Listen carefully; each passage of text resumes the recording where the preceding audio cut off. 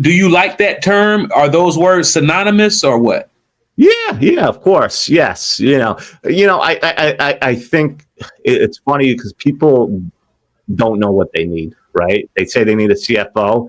I had a gentleman sign me on as a CFO 6 months ago, law firm, and he just needed me to do his 401k and administer his benefits, do the calculation for his benefits for his employees and also advise him on some accounting, and he called that a CFO. That's a CFO. We determined that, but so yeah, I do like being called the CFO, but I like to give people an education on what that actually is and what you're actually paying for. Mm-hmm. Absolutely. And it is good to know what you're paying for, and it's good to have a CFO on your roster. Can any CFO work for any industry? And I'm sure they can, but is it advised to be with a CFO that doesn't necessarily specialize in what you do? Yeah, I mean, this is a niche industry, right? You get scared, right? Like, I didn't want to limit myself to construction, but that was my background too, and I like it a lot, and there's a lot of opportunity there. But then you get afraid and say, well, I'm leaving all the rest out on the table, right? So you kind of have to be wary of that and market yourself as, yes, this is my niche, but I can adapt to any environment, right? And I will say this: people that hire a CFO or say a controller, right? That's another, like, right below a CFO, right? Or an accountant, whatever you want to phrase it. Know who you're appealing to, right? When you hire a CFO, know exactly what you're requiring of that CFO and if he has that skill set. Because I will say this: I work as an outsourced CFO for other companies, but I've also worked with other CFOs. Like, other CFOs hire us. Well, they'll hire me to manage an accounting team. They'll say, listen, I don't want to hire internally, right? Because it will end up costing them, say, $300,000, $400,000 to hire an internal accounting team, right? Between benefits, salary, you need two accountants, a person that pays your bills, people that do collections for you. When it's all said and done, that could run you upward 200, 400K easily. So what CFOs will do is say, listen, I want to hire you, and you hire your own accounting team, and you manage it for me. And they know it's going to be cheaper. We'll probably come in at half the price, right? When I worked for these CFOs, I would say maybe maybe 2 or 3 out of every 10 are actual CFOs. All right. And what they do is they're like glorified controllers or glorified accountants, not CFOs. And what they do is they go from place to place, right? And because what happens is, once they call themselves a CFO or they put it in their email signature, right? Or once they get that role, there's no taking it back.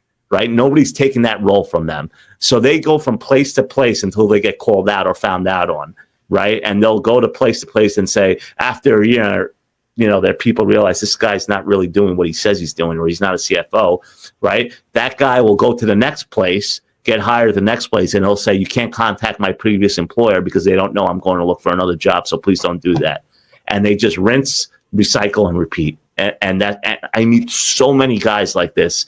And I'm amazed at it because nobody does their homework. I know what a CFO is for me, where, like, I'm not doing the accounting. I'm having a team doing my accounting. I'm looking at everything from a high level standpoint and helping you manage your finances, your operations, looking what do you have to do to reach, break even or profit levels, right?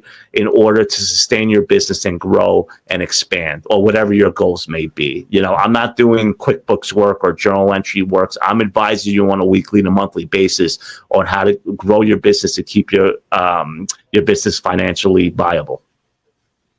Oh, yeah. Definitely. And a lot of times when you're working in your business, you need somebody from the outside looking in to have those conversations with you. What would you say are some of the biggest tax deductions and credits that a contractor might commonly miss? I wouldn't isolate it to a contractor, because a contractor, realtor, lawyer, they can all go pretty much for the same thing. I mean, there's not one they kind of like one size fits all in business. I could say that, right?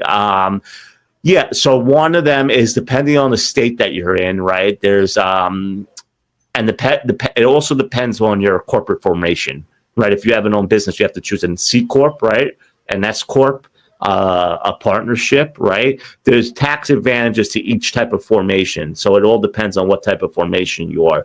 But we usually advise people on an S corp a lot of the times, because what you can do on an S corp, right, is you could put yourself on payroll. Right, so you can hire like an ADP and pay yourself like you would pay a W-2 employee, but you're paying yourself. But what happens is you get to also write that expense of paying you through your business. So you get to write that off through the business, right? And through an S corp, they have this in New York and other states, a lot of other states, they have a election called the pass-through entity tax. And what the pass-through entity tax is it allows you to pay your state income tax through the business, right? So just some education, and I'm going to dumb it down a little bit, right? So if you're an S corp, for an example, right?